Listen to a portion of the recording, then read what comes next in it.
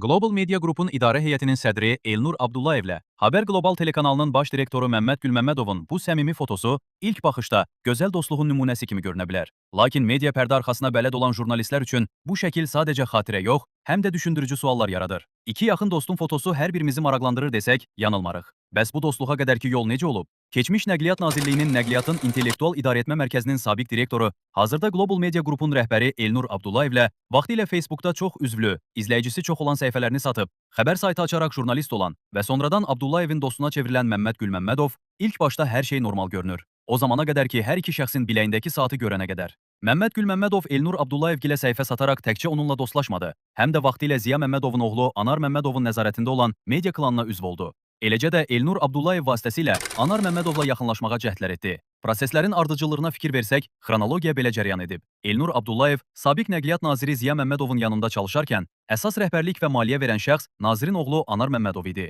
Lakin ümumi nəzarət Elnur Abdullayevdə idi. Həmin dövrdə onların əlində bir-iki media xəbər saytı fəaliyyət göstərirdi. Sonradan bu saytlar əl dəyişdirərək Dövlət Neft şirkətinin o dövrdəki prezidenti Rövnəq Abdullayevə satıldı. Daha sonra isə müxtəlif saytlar alınaraq Global Media Group çətiri altında birləşdirildi. Bununla da Elnur Abdullayev hara, Məmməd Gülməmmədov ora. Ən sonlarda maliyyəçilik işləri, sponsorluq həbs olunana qədər Adnan Əhmədzadəyə keçmişdi, o həbs olunana kimi. Nəysə, çox uzatmadan bu fotoya keçək. Şəkildə seçilmiş hissədə Məmməd bəyin qolundakı saat lüks Rolex Day-Date 40 modelidir. Bu saat 40 mm-lik korpusa sahibdir və Rolex brendinin özünə məxsus 18 karatlıq xüsusi Everose qızıl ərintisindən hazırlanıb. Model markanın məşhur Prezident qolbağı ilə tamamlanır. Saatın rəsmi distributorlardakı satış qiyməti təxminən $54.200 təşkil edir.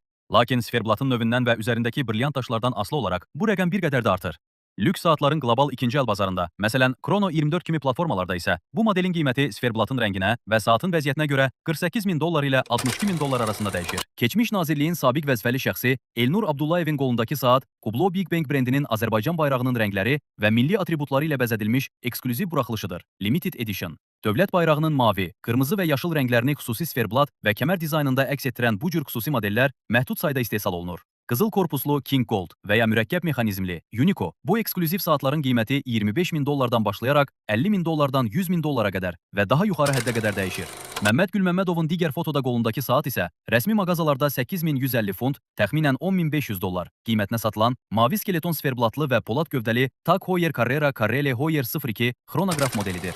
Elnur Abdullayevi günümüzün tələblərinə uyğun olaraq anlamaq olar. Nazirlikdə yüksək vəzifədə işləmiş, sabiq vəzifəli şəxsi olaraq ucuz saat taxası deyil. Sual yaranır, bəs Məmməd Gülməmmədov? Xatırladaq ki, Məmməd Gülməmmədovun dəyəri təxminən yarım milyon manatdan çox olan 99 MG 099 dövlət nömrə nişanlı Maybach markalı avtomobilin sahibi olması barədə məlumat vermişdi.